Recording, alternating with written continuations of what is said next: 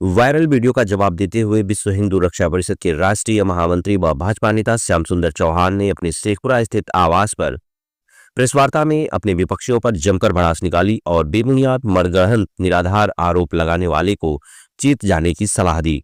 साथ ही अगर वह दोषी है तो वह जेल भेजे जाए, वह हर कीमत चुकाने को तैयार है। पत्रकारों से मुखातिब होते हुए भाजपा नेता श्याम सुंदर चौहान ने कहा कि कुछ लोग सोशल मीडिया के जरिए मेरी छवि खराब करने के लिए मनगढ़ंत खबरें चला रहे हैं। वह पूरी तरह से निराधार और मनगढ़ंत है। उन्होंने कहा कि वह भारतीय जनता पार्टी के सच्चे सिपाही हैं और जनसेवा के लिए राजनीति में प्रवेश किए हैं। वह किसी आरोप प्रत्यारोप से भयभीत होने वाले नहीं हैं। उन्होंने कहा कि विपक्षी हमारी बढ़ती लोकप्रियता को देखकर घबराए हुए हैं और मेरा नाम लेकर, मेरा फोटो लगाकर फर्जी वीडियो को मुझसे जोड़ा जा रहा है, जबकि उन सब का मुझसे दूर दूर तक कोई वास्ता या सरोकार नहीं है। वीआईपी सुरक्षा के आरोप पर बोलते हुए श्री चौहान ने कहा कि मुझे इस बात की जानकारी सोशल मीडिया से हुई। मेरे सगड़ी क्षेत्र के 2 यूट्यूब और बगैर किसी आधार के मनगढ़ंत कहानी बनाने, अपनी लोकप्रियता बढ़ाने के लिए मेरे राजनीतिक कद का लाभ उठाना चाहते हैं। ऐसे लोगों को वकीलों के माध्यम से लीगल नोटिस भेजी जाएगी। पूर्व में भी मेरे ऊपर मनगढ़ंत आरोप लगे हैं, लेकिन आज तक माननीय कोर्ट के समक्ष साक्ष्य प्रस्तुत नहीं किए जा सके। उन्होंने कहा कि मुझसे राजनीतिक द्वेष रखने वाले मेरे ऊपर कोई भी आरोप लगाएं, लेकिन मैं अपने शोषित वंचित गरीबों की लड़ाई को जारी रखूंगा। विधायक रामविलास चौहान ने मेरे और मेरे भाई पर आरोप लगाया था। मामले में विवेचक को जवाब दिया जा चुका है। आज 1 वर्ष बाद भी मेरे खिलाफ कोई सबूत नहीं मिला। विपक्षी मुझसे समझौते की बात कर रहे हैं। मैं किसी फर्जी व्यक्ति या आरोप से घबराने वाला नहीं हूं। भाजपा की नीतियों को प्रचार करने के लिए, मुझे रोकने के लिए लगातार पीठ पीछे से वार किया जा रहा है। मेरे खिलाफ इस्तेमाल किए गए वीडियो का लैबोरेटरी टेस्ट किया जाए। अगर वह मेरा वीडियो है या मेरा नंबर है या मेरे नंबर से किसी को फोन गया है तो मैं जेल जाने के लिए तैयार हूं। लेकिन ऐसे लोग आरोप तो लगा देते हैं, जब जवाब या साक्ष्य देने की बारी आती है तो सुलह करने की बात करते हैं। उन्होंने कहा कि विधायक रामविलास चौहान जी जनता की सेवा करें। श्याम सुंदर चौहान को परेशान करके उन्हें कुछ हासिल होने वाला नहीं है। अभी जो है आज के डेट में हमने मानहानि के लिए उनको लीगल नोटिस हमारे लॉयर ने जो है एडवोकेट ने जारी किया है। और आपको एक और भी बात मैं बतलाना चाहूंगा, मैं राजनीतिक व्यक्ति के साथ साथ मैं एडवोकेट भी हूं। अभी पिछले साल मेरा रजिस्ट्रेशन हुआ है, तो मैं वकालत पेशा से भी जुड़ा हुआ हूं। तो कुछ लोग जो है मेरे जो है राजनीतिक बढ़ते हुए कदम और कानूनी विधि में जो मैं प्रैक्टिस कर रहा हूं उसे बौखला के ये लोग इस तरह षड्यंत्र करके मुझे बदनाम करने के लिए, खास तौर से माननीय रामविलास चौहान का ये पूरा षड्यंत्र है। ये चाहते हैं कि किसी तरह इसका पर कतर दिया जाए और पूरे चौहानों में मेरा नाम रहे। और मैं आप लोग के माध्यम से चैलेंज करता हूं माननीय विधायक जी को, और किसी भी क्षेत्र में मुझसे आके डिबेट कर ले, मुझे किसी भी चीज में हरा दे, मैं उस दिन से राजनीति छोड़ दूंगा। चाहे राजनीति का क्षेत्र हो, चाहे एग्रीकल्चर का क्षेत्र हो, चाहे स्वास्थ्य विभाग का, चाहे स्पोर्ट का हो, वो मुझसे डरते हैं। मैं उनसे अधिक एजुकेशन प्राप्त करके आज इस राजनीति के क्षेत्र में हूं। मेरे इतना अगर वो पढ़े लिखे रहते तो ऐसे बात नहीं करते। हम पढ़े लिखे हैं, हम कानून की पढ़ाई पढ़े हैं, हम एग्रीकल्चर से एमएससी हैं, हम पॉलिटिक्स से एमए हैं, हम बीएड हैं, हम जो बीएससी एजी किए हुए, हम इतनी सारी डिग्रियां लेने के बाद ये लोग और बौखलाए हैं कि यह तो कहीं आगे ना राजनीति में निकल जाए। बिल्कुल, जो काम करेगा वो आगे निकलेगा। तो मैं आप लोग के माध्यम से पुनः एक बार अवगत कराना चाहूंगा, ऐसे लोगों को चिन्हित करके, ऐसे लोगों को बेनकाब करके, इनको शासन प्रशासन के यहाँ इनकी सूचना पहुंचा के इनके ऊपर प्रथम सूचना रिपोर्ट दर्ज करके न्यायिक काम कराने का काम किया जाए। मीडिया पे आरोप ये तरह के लगाए गए कि आपके कई मुकदमे में आप वांछित हैं, आप वीआईपी सुरक्षा लेके चलते हैं, प्रोटोकॉल के विपरीत आप चलते हैं और काफी विवादित छवि के हैं, लोगों से पैसा लेके काम कराने के नाम पे लेते हैं। क्या है सच्चाई? देखिए, मैं भी सोशल मीडिया के माध्यम से मुझे भी 4-5 दिन पहले पता चला कि कुछ आजमगढ़ के सगड़ी क्षेत्र के रहने वाले जो हमारे सोशल मीडिया यूट्यूबर के 2 लोग हैं, और वो लोग जो है बिना किसी आधार का और बिना किसी घटना कारित हुए हुए किसी के प्रभाव में आके मनगढ़ंत कहानी बना के अपना चैनल की मान्यता बढ़ाने के लिए, अपना टीआरपी बढ़ाने के लिए मेरे नाम से गलत जो है प्रचार कर रहे हैं। गलत सोशल मीडिया पर जो है वक्तव्यों का दिखाया जा रहा है, जो एकदम निराधार है। आप लोग को मैं ये भी बताना चाहूँगा कि साल भर पहले अब मेरे ऊपर 2 एफआईआर की गई, एक जून में की गई, एक जुलाई में की गई। जो जून में की गई उसमें कोई एविडेंस नहीं था। एफआईआर होने के पश्चात मैं बार बार कहता रहा सोशल मीडिया के माध्यम से, प्रेस कॉन्फ्रेंस के माध्यम से कि इसकी जांच करा लिया जाए, अगर इसमें एविडेंस है मेरे विरुद्ध तो मैं जेल जाने के लिए तैयार हूं। लेकिन आज तक उसमें कोई एविडेंस नहीं मिला और हाई कोर्ट ने उस मामले को लेके रोक लगा दिए कि बिना एविडेंस का कोई मुकदमा नहीं चल सकता। और जो 1 महीने बाद मुकदमा किया गया, हमारे पड़ोसी हमारे ही समाज के हैं, जो वर्तमान में भारतीय जनता पार्टी के विधायक हैं श्री रामविलास चौहान जी, उन्होंने यह कहते हुए मेरे ऊपर एफआईआर पंजीत कराया, मेरे भाई के ऊपर, कि यह लोग मेरे नाम का दुरुपयोग करते हैं, मेरा नाम लेके अधिकारियों से बात करते हैं अपने नंबर से।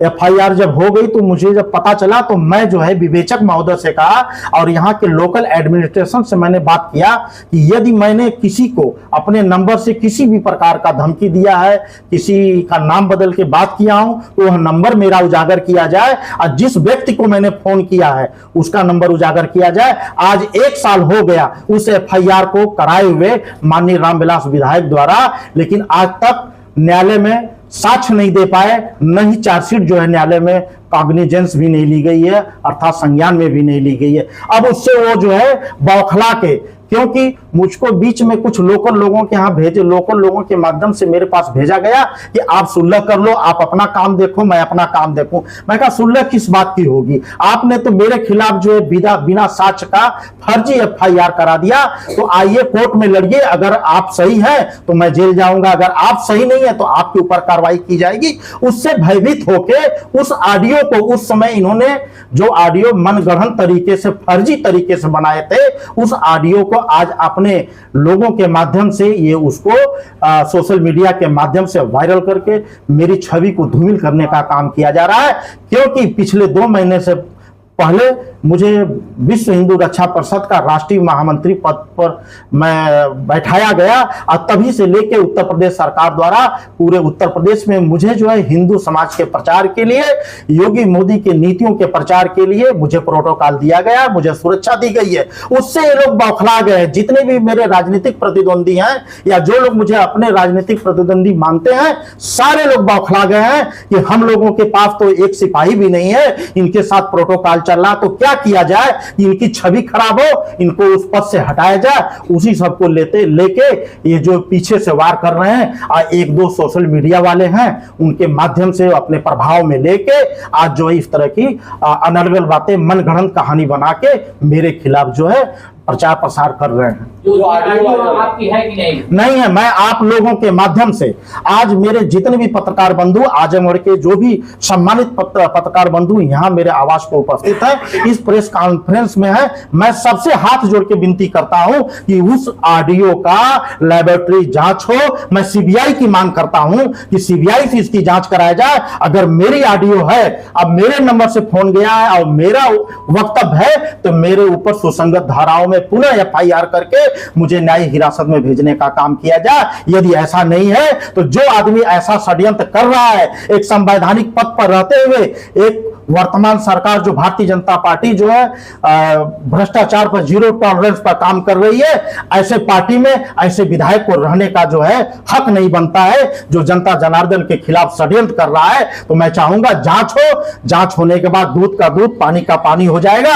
यदि मेरी गलती कहीं से पाई जाती है तो मैं जेल जाने के लिए तैयार हूं। यदि मेरी गलती नहीं है तो उस आदमी के ऊपर कार्रवाई किया जाए और उसको भी जेल भेजने का काम किया जाए। यदि ऐसे व्यक्ति के ऊपर लगाम नहीं लगाई जाएगी तो ऐसे व्यक्ति हमेशा जो है किसी न किसी को अपना मोहरा बनाते रहेंगे, अपनी राजनीतिक रोटी सेकने के लिए किसी को बलि बना सकते हैं। और इनके बारे में आपको मैं बतलाना चाहूंगा कि इनके जो सगे भाई हैं श्री कैलाश चौहान, जो मेरे पास जो है प्रमाण है, साक्ष्य है, आज से 5 साल 6 साल पहले जो है नोएडा में जो कंस्ट्रक्शन का काम स्टार्ट किए, वहां पे इनके भाई श्री कैलाश चौहान के ऊपर संज्ञेय अपराध में लगभग 7-8 सात आठ धाराओं में लगभग कई मुकदमों में इनके ऊपर एफआईआर पंजीकृत है। वहां गौतम बुद्ध नगर की वहां से पुलिस आती है, यहां से खाली लौट जाती है। और मैं चाहूंगा कि उनकी भी जांच हो। मेरे पास प्रमाण है, गौतम बुद्ध नगर के भिन्न भिन्न थानाओं में एफआईआर पंजीकृत है और सब जितने भी एफआईआर पंजीकृत है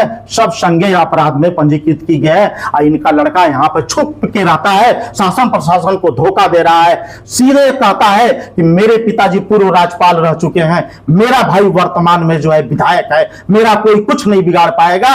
और हमारे गांव में कुछ व्यक्तियों की इनके द्वारा जमीन भी कब्जा किया जा रहा था और इसलिए मैंने, वो लोग जब मेरे पास भाग के आए तो मैंने उनको विधि पूर्वक न्याय दिलाने के लिए जब मैंने लड़ाई लड़ने लगा तो उससे भी परेशान होके, उससे भी गुस्सा होके, क्रोधित होके ये मेरे ऊपर इस तरह का षड्यंत्र रचा जा रहा है। आप सभी आप लोग के चैनल के माध्यम से जितने भी हमारी जनता जनार्दन उत्तर प्रदेश की, चाहे आजमगढ़ जिले की है, जो भी देख रही है, आप सभी लोग से करबद्ध मेरा निवेदन है कि आप मेरे अगर परिचित हैं तो आप खुद मेरे वॉइस कॉल को आप पहचानिए कि वाकई में मेरी आवाज है कि नहीं है। आपको खुद पता चल जाएगा कि यह श्याम सुंदर चौहान की आवाज है कि ये बनाई हुई आवाज है। तो आप सभी लोगों से मेरा निवेदन है, जितने भी दर्शक हैं, आपके सभी चैनलों के दर्शकों के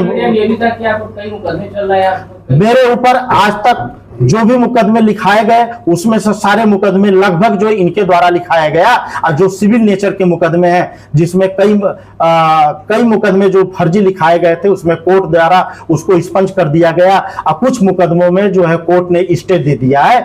आज के डेट में किसी भी न्यायालय में मेरे ऊपर किसी मुकदमे का ट्रायल नहीं चल रहा है। अब सब मुकदमे जो है सिविल के हैं, क्योंकि मेरे भाई का काम जो है पॉली हाउस कंस्ट्रक्शन का काम है, तो उसके वजह से जो है कुछ मुकदमे हम लोग भी किए हैं अपने पैसा रिकवरी को लेकर। तो उसके क्रॉस में कुछ लोग जो है सिविल का मुकदमा लिखाते हैं, उसमें मैं बड़ा भाई होने के नाते मेरा भी नाम डाल दिया जाता है। लेकिन जैसे ही कोर्ट में हम जाते हैं, जैसे माननीय न्यायालय सेशन कोर्ट से लेके हाई कोर्ट तक हम जाते हैं, तो जब हम साक्ष्य के आधार पर उनसे हमारे वकील जब बहस करते हैं तो उसमें हमको या तो स्टे मिल जाता है या तो उस मुकदमे को एक्सपंज कर दिया जाता है। अच्छा, ये जो आपका सोशल मीडिया जीएनपुर से चलाया जा रहा है, ऐसा क्यों लगता है आपको? क्या जीएनपुर में हाँ, उसका मैं आपको कार्रवाई की जाए? हाँ, मैं ये चाहूंगा, जो अभी आप हमारे पत्रकार बंधु ने पूछा कि कहां से चलाई जा रही है, आप खुद बता रहे हैं कि आप जीएनपुर से चलाई जा रही है, तो उसका तार कहीं ना कहीं जुड़ा हुआ है। जो माननीय रामविलास चौहान जो विधायक हैं वर्तमान में,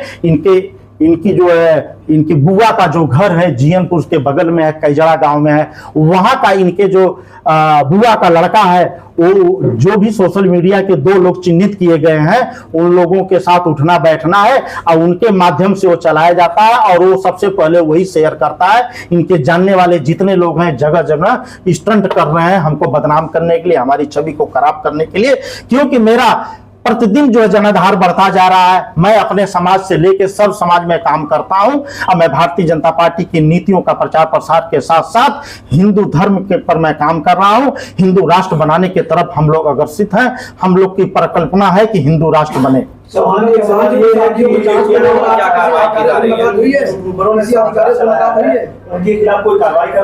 हाँ, जैसे ही हमको पता चला कि जो यूट्यूबर जो है एक IIN 24 और NNI 24 और एक अंकित नाम से जो व्यक्ति है, इन दोनों का जैसे हमें सूचना मिली, हम जो है संबंधित सक्षम अधिकारी जैसे आजमगढ़ के जिलाधिकारी महोदय, SP महोदय के यहाँ हम IGRS के माध्यम से और डाक के माध्यम से हम उनको सूचित किए हैं कि इनके ऊपर त्वरित कार्रवाई किया जाए।